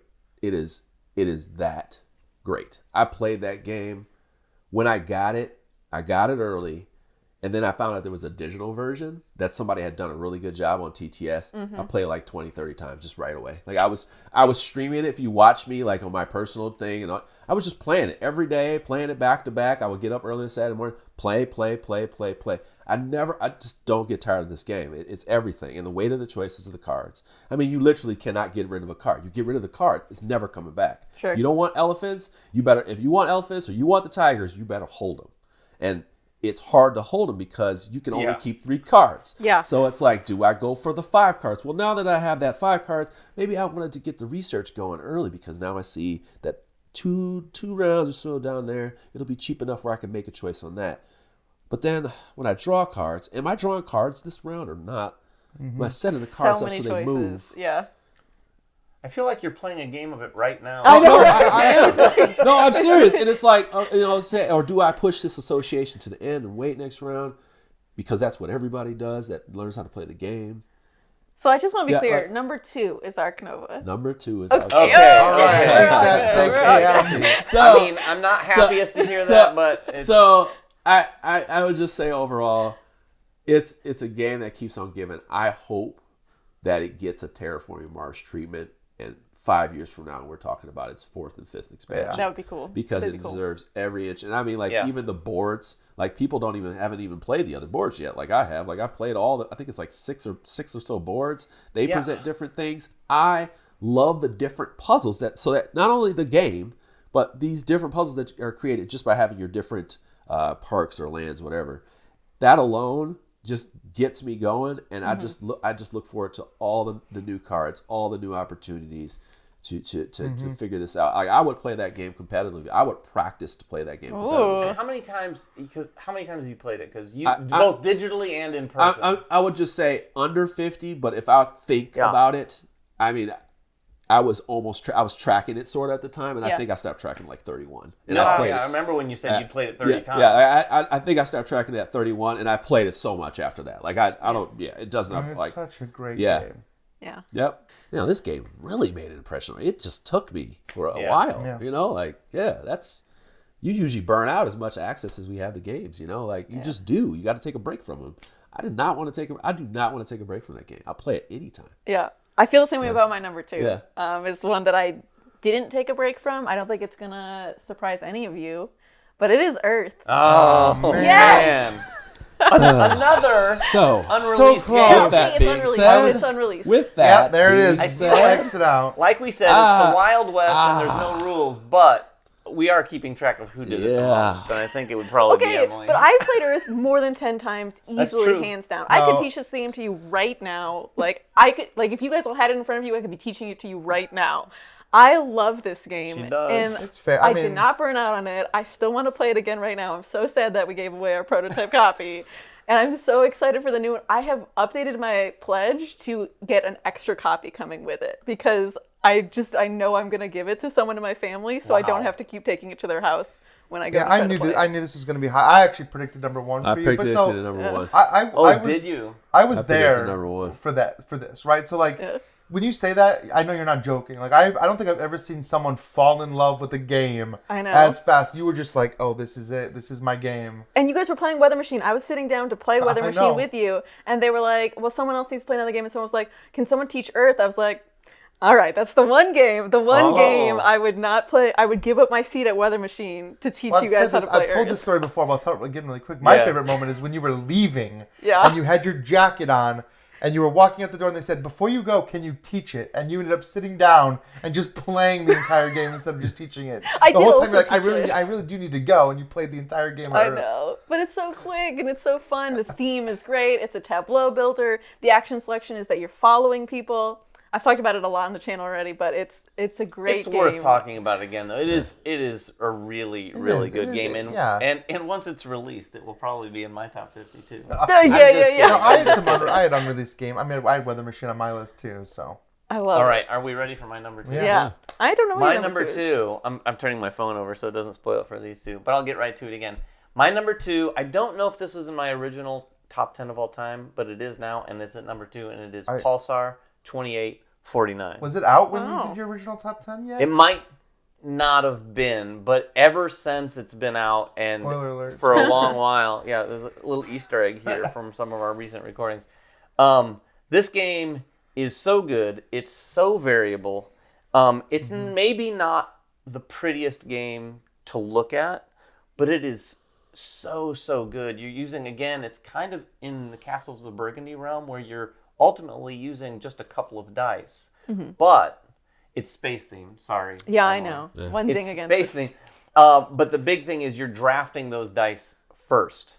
And even the way those dice go out before the draft is unique and interesting. And you draft and you snake back and you get 2 dice. And then on your turn, you have 2 dice. It's simple, right? 2 dice. There's so many things you can do with these dice. And even that changes from turn to turn because there may be 2 new tiles that are like, oh, I could use a 6 to get that tile that I want. And you can explore so many different facets of this game where I remember playing a game with 2 other people and there's a whole element of scoring that none of us touched. Oh, wow. Yeah. None of us touched, but we were doing so many other things. Yeah. That it was so satisfying. We're just like, I was like, did anyone ever take one of these satellite tiles? Mhm. It was You get- that. You get points in so many different ways in that game. But in another game, you could take those satellite tiles and like, oh man, I don't know that I'll ever play the game without getting satellite tiles again because that was very advantageous. I like because since there's so many different modular things, you have those 3 scoring tiles. Yeah. And one of the scoring tiles might be for satellites, and Yeah. then everyone's fighting over them in That's that true. game. The fact though, like this was on my list, it wasn't as high as I maybe thought it would have been. I think if they had supported it like I hoped, I figured by this point we'd have multiple modular expansions. Like they could have really. There was so much room to explore for this game. I would love a deluxe version of this. Well, I don't know how long CG gets to publish it, but Vladimir has his own publishing company. Yeah, now, I don't know so, who's going to have the rights or who has the rights. If you're but watching, Pulsar 2849, that is my number 2. Yeah. Nice. well, All right, my number 2 is actually it's Concordia. This is a Ooh, I think I got it. I think I got it. What? this is a phenomenal game that for me just hits all the right notes. I don't know what it is about Concordia. There's just something about the pure lack of luck in this game. Like it's 100% deterministic. You control your own fate. Watching what other players do, like trying to chart your course through. And again, this is a game where you're just scoring points everywhere. You're drafting these cards over the course of the game, scoring, yeah. and each card gives you an action, but it also gives you in-game scoring. And so if you're smart, you're deciding at the beginning of the game, well, I'm going to go for this one scoring criteria. And I'm going to maximize it, and then I'm going to get every card that scores that pops up. And when you do it well, and you're just like, oh yeah, I got 0 points in this category, but 100 points in this other Right. one. It feels so good. And I love all of the variability here as well. So many different maps you can play. So many different modules you could add on top of it. There's the salt module. There's the fish market module. And my favorite module that elevated this game for me was Venus. I was gonna say, I the said one that Venus lets too. you play cooperatively with another 2v2? It's It could be 2v2 or 2v2v2 2v2v2, yeah. up to 6 players. Whoa. You play in teams of 2, and you don't get to communicate with your partner Except with your actions. except with your actions, and whatever action you take, your partner gets to take. And so you're It's like so looking cool. across the table. It's such a unique thing, and you're like trying to set your partner up, and you can use each other's money and stuff. Yeah. And so you're trying to set your partner up to be able to take as good of an action as you're about to take, and sometimes it doesn't work out. And then you can get to combine your scores at the end, and it's such a what I think is like the pinnacle of what a Euro should be. I mean, it is Euro. It is Euro for the sure. Euro the It is Euro. definitely. I would. I mean, yeah, but It it's is probably Euro the Euro game. It It's is one of the most Euro Euro-y looking It is, Euros. but, that Euro I've the played. Euro it's game. all Got the it all different through maps and are through. and after you're done, and that feeling of like you're spreading out, you're leaving your little houses Yeah. everywhere, and the board just gets covered with these houses, and you have this huge deck of cards that it just feels like that sense of progression as you're going through the game. It really feels like your actions are getting better as you go, and you're just doing more, and you're like collecting just tons of resources because you Yeah. start getting these trade houses. Anyway, whatever. Concordia is great. Venus is better. I was gonna say Number 2 Venus game. was on my list too because it almost doesn't feel cooperative. It almost feels like more like semi-cooperative because it's not. When you think of a co-op game, you think of like somebody trying to quarterback. You think everybody coming together and like talking through Right. things. It's like it's teams. It's really not teams. Yeah. cooperative, but But it's so fun to try to guess like what do they need right And you get now? that What look do I across need the right now? table. And you're like, okay, but also like our competitors. We have to be looking at our competitors too and where are they spreading out and what are we doing and like trying to like mind meld is like what are we gonna do Yeah. right now? Ugh, I love it. Yeah, I love it too. It's my number 2. And it's one of the games like I blinged it out with better ships, better pieces, better resources, all that. Love Wow. Yeah. Really nice. I didn't realize, is that fired up your top 50 quite a ways, no? Or has it been always up there? Concordia's always been what I would consider a top 10 game. Oh, for me. wow, okay. And it's a game I'd play at any player count too. Well, I would drum roll right now, but I have a feeling we all have some suspicion about what Jeremy's Yeah, about to talk I think about. I'm 2 out of 3 with my predictions. No, I like games. I might be 3 out of 3. that are, I love card games, but we talked about the abstracts before. Yinish is my number 1 game.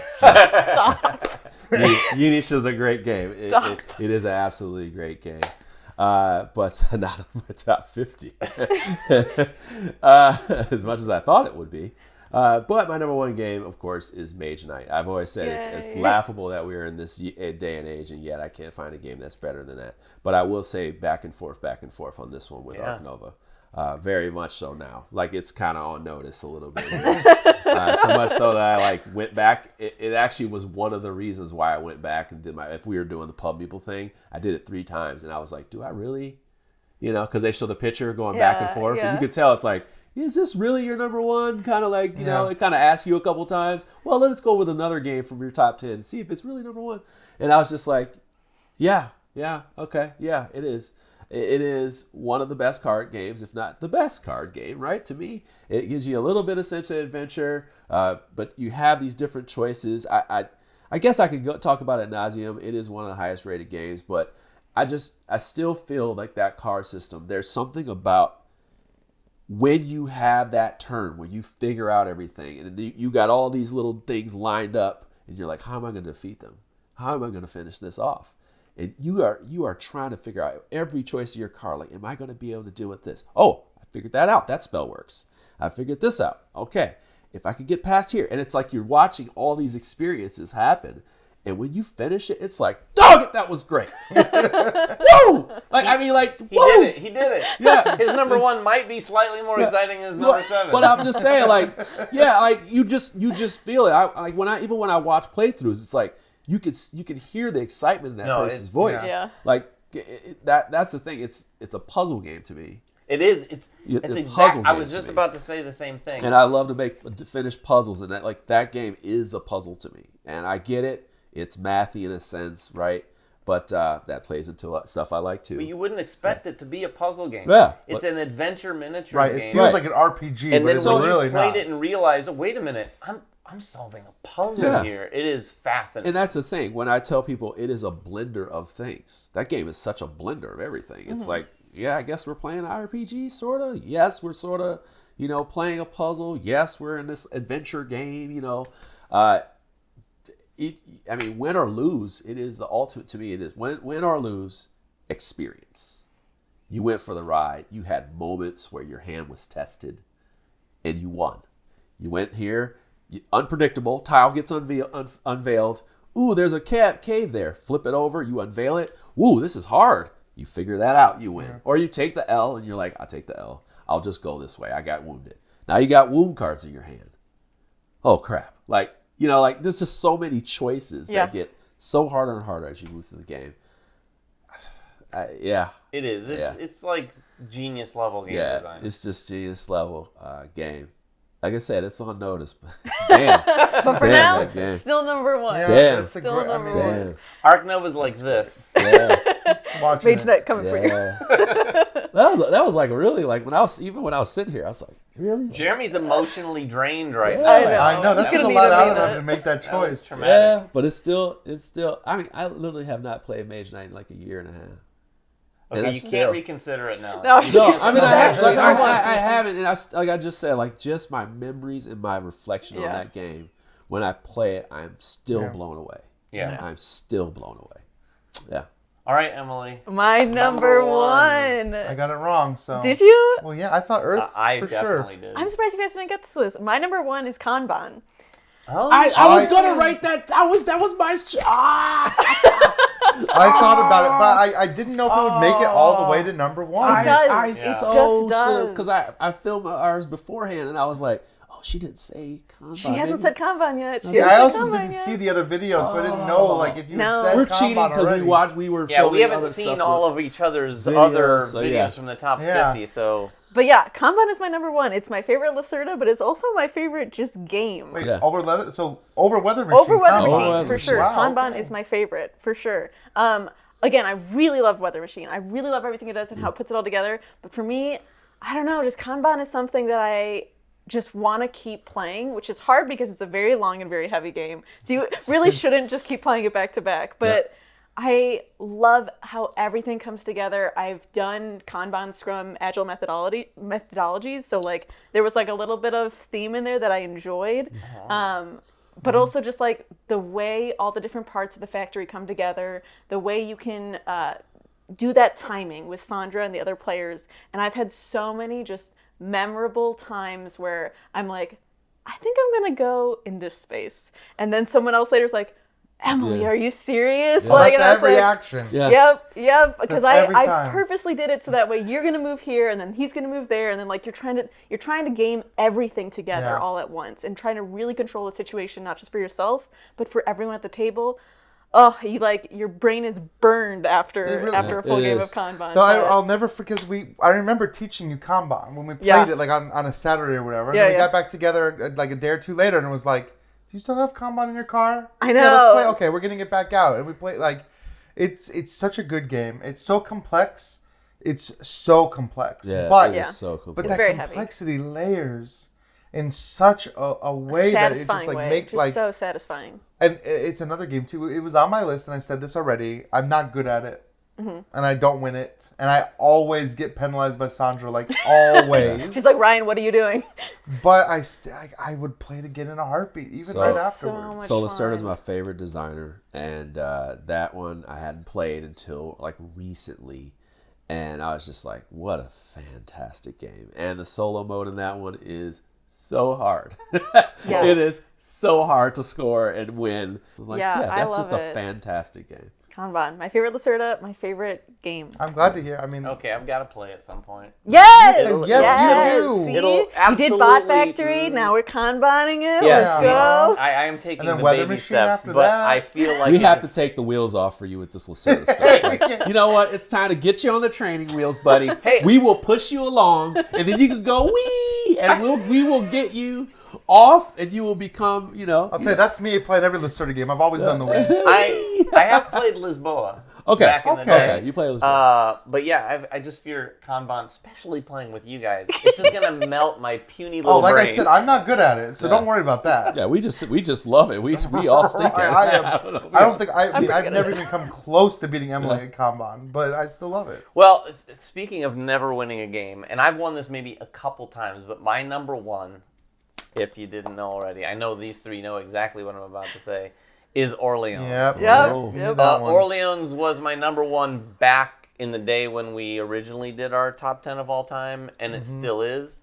To be completely honest, I don't get it to the table a ton. Sure. But when I went through this list and I considered it and I think about what that game does, just in and of itself, what the game does, but also my experience with it. And that is a big part of how I pick my games, is my experience with it. And Orleans kind of has a special place in my heart in that it is a pretty good medium weight Euro, right? It's Yeah. very Yeah. medium weight.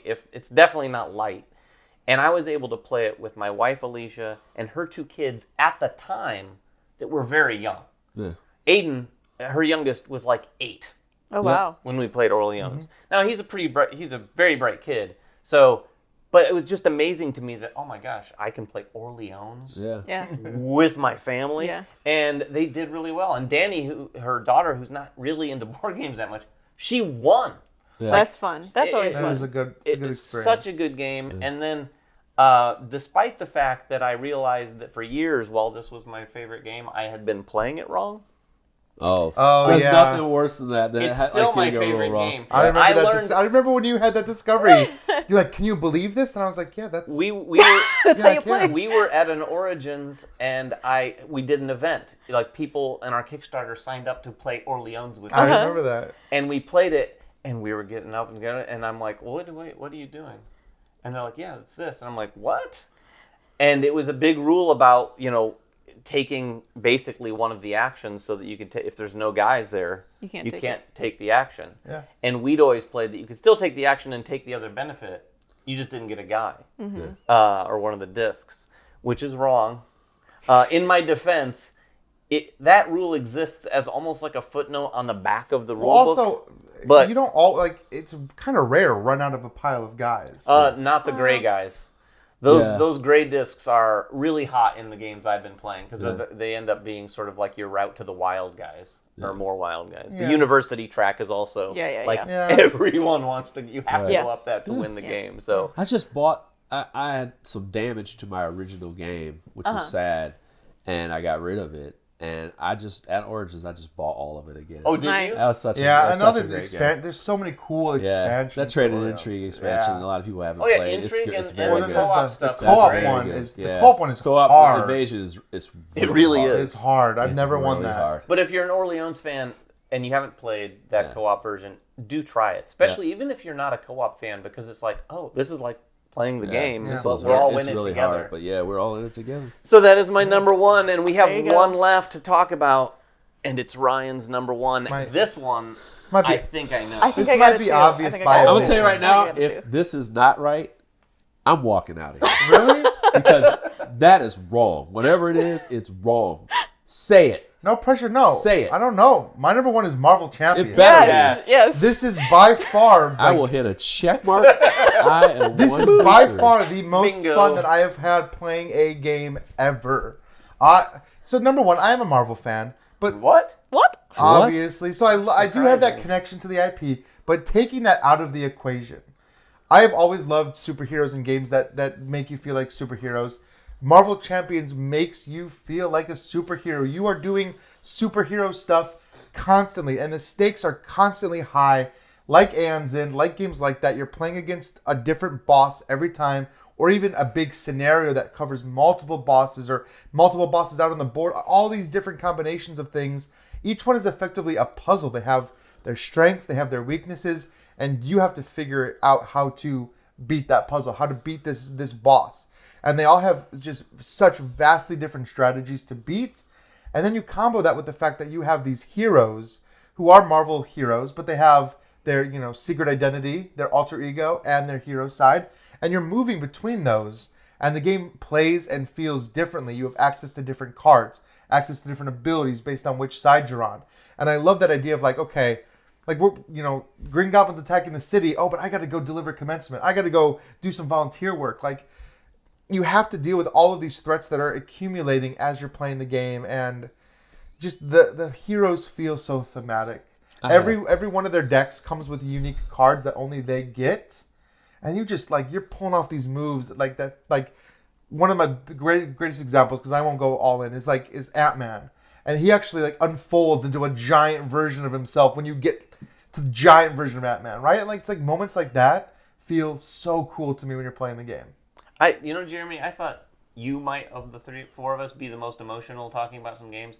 I think Ryan might tear up. No, I mean this game is what I would think it's a perfect Marvel game for one. It may be the best superhero game that I've ever played.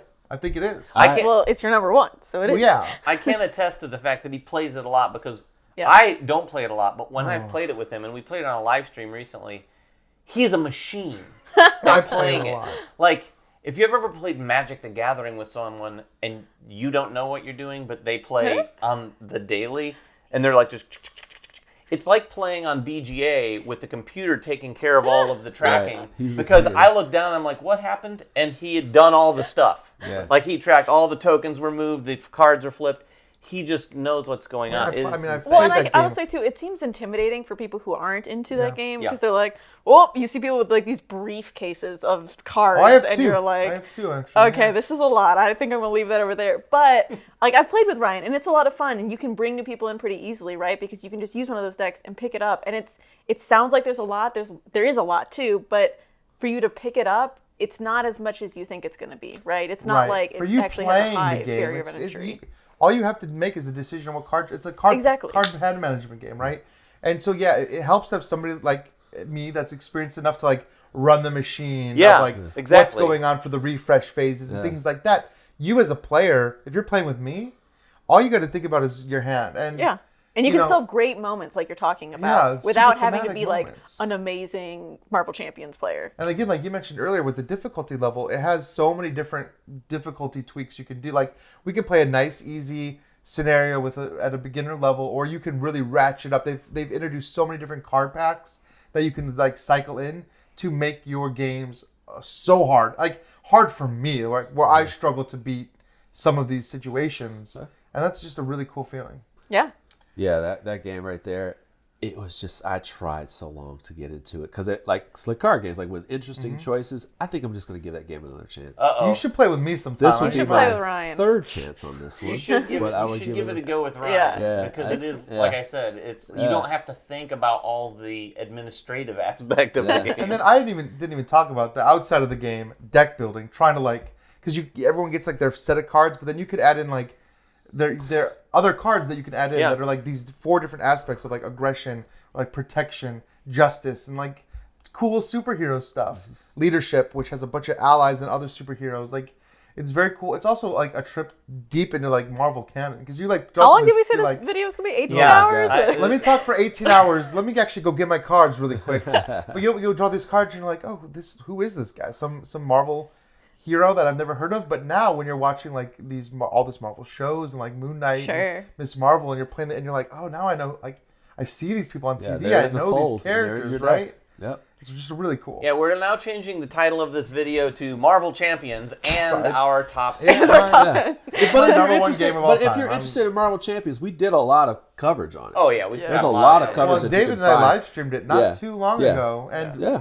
X-Men are about to come out, and that's gonna. All right, enough Marvel Champions. No, there's no such I thing. don't want to take it away from Ryan's number one, but that was our Yeah. top Top 10 10. games of all time. This finishes off our top 50. If you haven't watched all of those, please go watch all Yeah. of them. Yeah. Because there's a lot of interesting discussions there. Some overlap with some Yeah. of the games Oh we yeah, talked yeah, about today. definitely. Some But- interesting moments. Yeah. Some interesting moments. Interesting moments. Interesting moments. 50 games each, roughly 200 games, probably Yeah. a little Yeah. less with the overlap in there.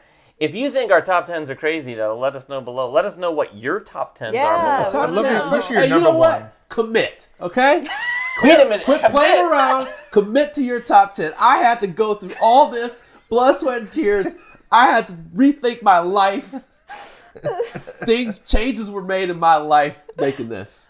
All right, Mr. Mage Nova. Wait, but so were your predictions right? Were predictions right? 'Cause I think Oh, I I, went missed, three. I got David's and Jeremy's, but I missed you. I thought Earth for number one for you. I actually, yeah, I thought. You thought Earth for what did I I? thought I'll Earth. say what I thought for you. I What thought did- you were Arc Nova. Yeah. So when you were waffling, I wanted to Yeah. punch you in the I face. That's know. what I wanted to I do. know. Well, I thought Mage Knight for sure. Yeah. I had Marvel Champions with you. For you, I'd actually put mistakenly OG Azul. Because I thought Oh, so okay. Emily talks so often Yeah. about how she really likes games that she can get to the table Yeah, with like her that's true. mom and That's different true. people. I mean, I know you love Kanban. She can I get do. Kanban with her mom, Yeah. right? We're gonna do that. Yeah. yeah.